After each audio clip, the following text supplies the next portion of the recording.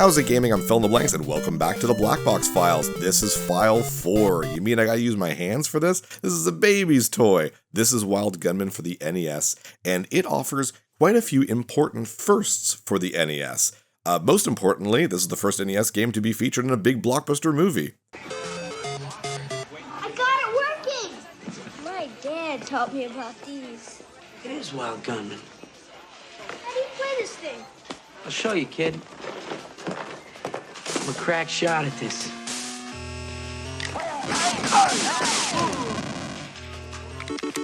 mean you have to use your hands? That's like a baby's toy. Also as important, this is the first NES game, judging by Japanese chronological release order, to feature the Zapper, which is the NES's light gun. And pretty much every console back in the day had its own version of the light gun. The Super Nintendo had the Super Scope. Most consoles had one. It was very common for a console to have that sort of accessory. And the Zapper is the light gun for the NES. And we are, of course, emulating this because this stuff, the Zapper, does not work on modern day TVs. It requires a CRT TV because of the way it functions. But that's okay. I actually have my Zapper next to me right now. Oh, there's the music again. The orange Zapper that I grew up with, and it still makes that classic Zapper sound. That is the sound of childhood right there.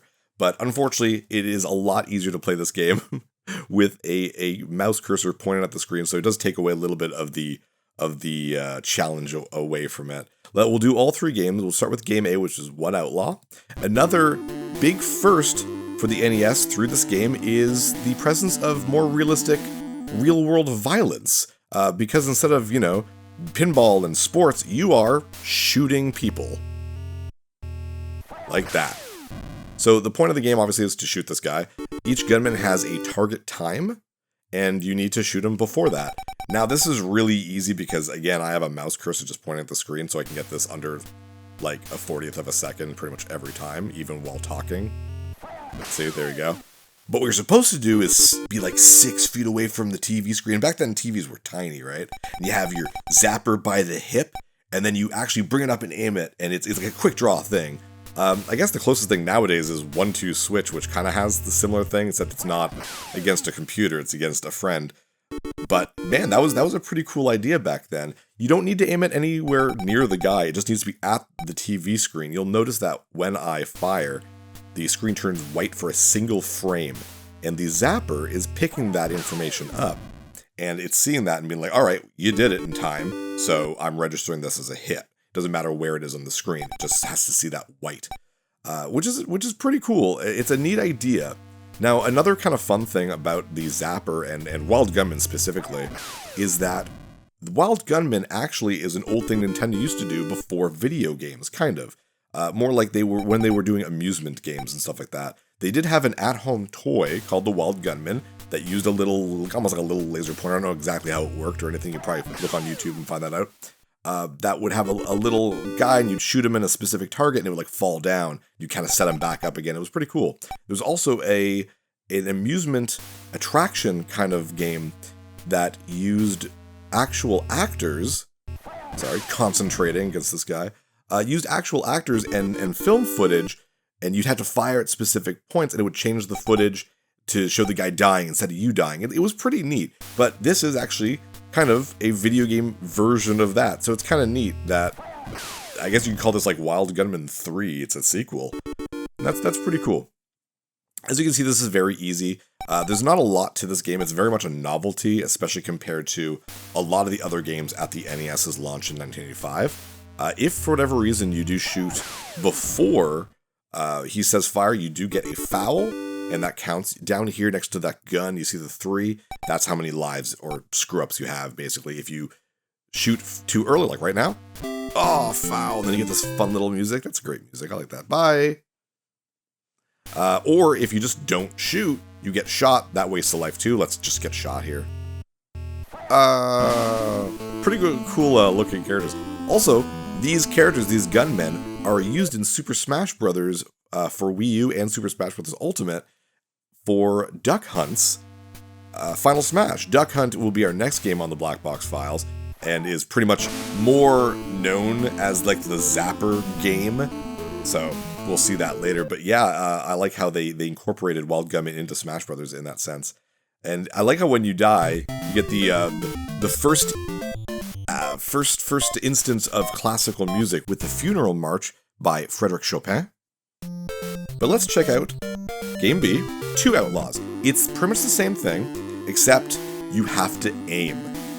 One part of the screen, each frame will flash the white so it knows which one I'm aiming for, and you gotta wait for the right person. Oh, they both shot. Oh, jeez. Oh, no, I didn't get the other guy. I probably shot the one on the right twice. Oh, no. Well, that's one life. This is definitely harder because you do have to aim. And sometimes they won't even... So they both fired there, but sometimes one won't even fire. It's pretty neat. I like this mode a lot. This one's really cool. Especially, again, back in the 80s and early 90s, and you had the gun at the hip, and you had to really aim for the screen. So you were just like, oh, I hope I have a nice big TV, because this makes it harder when it's a small TV and aiming is much more difficult. But this is much more of a fun game, in my opinion.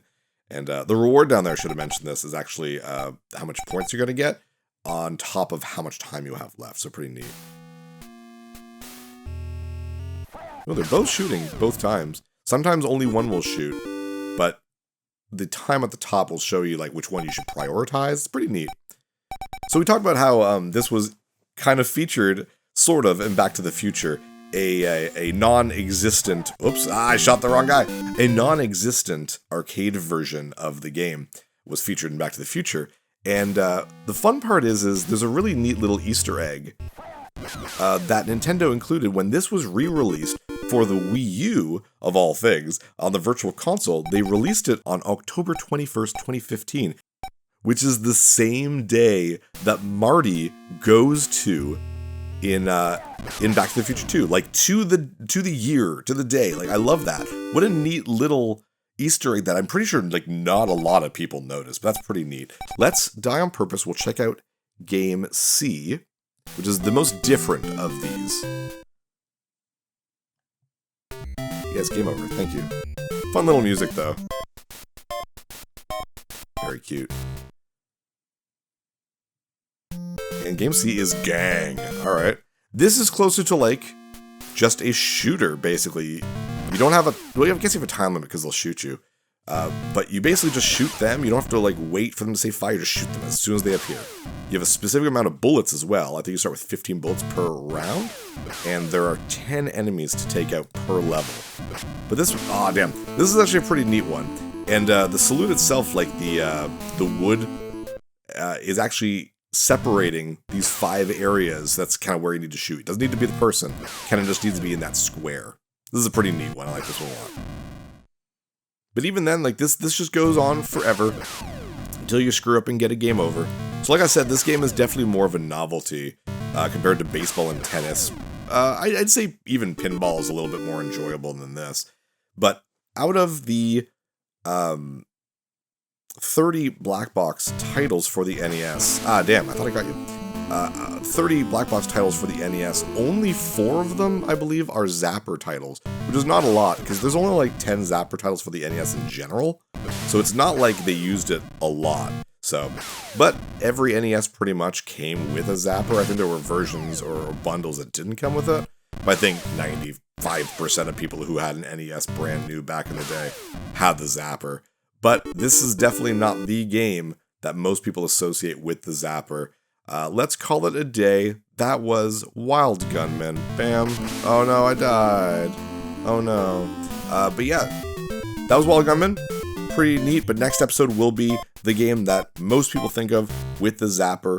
And we'll see that next file number 5, Duck Hunt. I'm Phil in the Blanks. See you next level. Hey, thanks for watching. If you liked this episode, click that subscribe button and hit the bell icon to know when the next episode is up. If you want to support my channel, share some videos with some friends and consider supporting me on Patreon.